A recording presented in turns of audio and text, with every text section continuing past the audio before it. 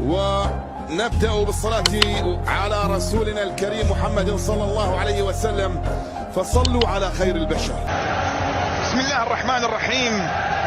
مشاهدينا الكرام، متابعينا اينما كنتم، مرحبا بكم هنا في المواجهة الخامسة من منافسات بطولة كأس العالم، حيث لأول مرة يلعب المنتخب الأرجنتيني مواجهة أمام منتخب عربي في بطولة كأس العالم طوال مشاركات الأرجنتين السابقة تاريخيا في هذه البطولة، وباعتباره أحد أكثر المنتخبات حضورا في هذا المونديال، واحد أكثر المنتخبات لعبا لهذه المباريات، واحد أكثر المنتخبات تأثيرا في البطولات الأكبر. لكن هذا هو أول لقاء رسمي يجمع المنتخب الأرجنتيني بمنتخب عربي في بطولة كأس العالم، إذ لم يسبق للأرجنتين أن واجهت أي منتخب عربي قبل ذلك تاريخيا في بطولة كأس العالم. وقائمة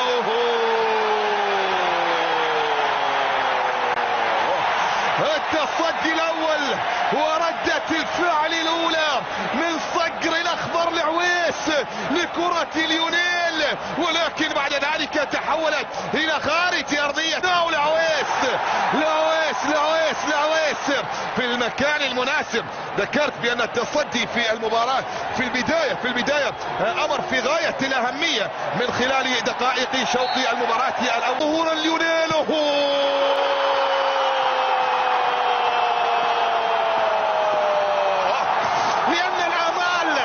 تتعلق على أقدامه، ولأن المسؤولية هو من يتحملها. يسجل أول العويس. ليش رجع العويس؟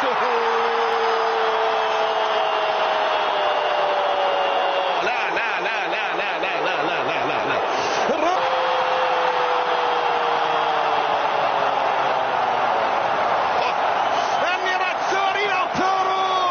يسجل الهدف الثاني ويصل مرة أخرى إلى المرمى ويعلن عن ثاني الأهداف.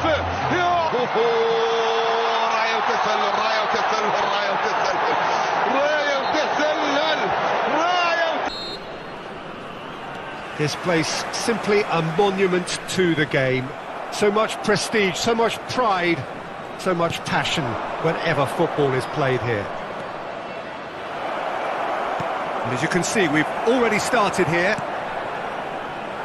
Jim, who do you pick out as the telling individual today? Yeah, Giorgio Chiellini. He's the very definition of a rock at the back. He's so physically imposing, but also a great reader of the game, and his positioning is usually spot on. The technical side of defending doesn't often get a mention, but just watch this guy's tackles if you want a great display of timing and precision. He does it best. Yeah, he'll certainly be leaving his mark on this game, quite possibly actually at both ends.